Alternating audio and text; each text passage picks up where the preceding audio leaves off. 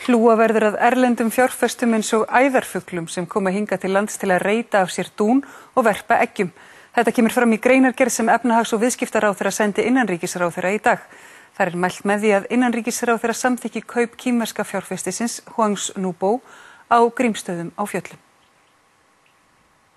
Í minnisblaði sem efnahagsráðherra sendi innanríkisráðherra í dag kemur fram að erlend fjárfesting sé hluti af stefnumörkun ríkisstjórnarinnar. Kaupandi Grímsstaða á Fjöllum hafi lýst áhuga á því að afsala sér vatnsréttindum og leggja fram jarðnæði endurgjaldslaust til að tengja Vatnajökulsþjóðgarð og þjóðgarðið Jökulsá á Fjöllum.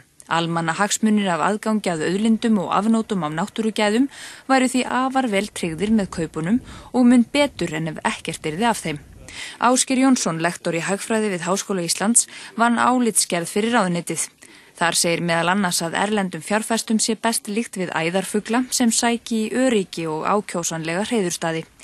Kunni þeir vel við sig, muni þeir reyta af sér dún til hagsbóta fyrir landeigendur. Ekki sé hægt að ná æðardúni með valdi eða með því að reyta dauða fugla.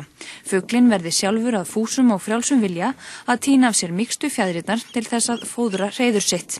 Erlendir fjárfestar muni reyta af sér dún til að hlúa sínum fjárfestingum hérlendis, finni þeir til öryggis hérlendis.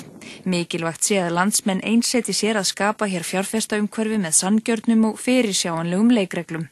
Þeir þurfi svo sannarlega á dúninum að halda.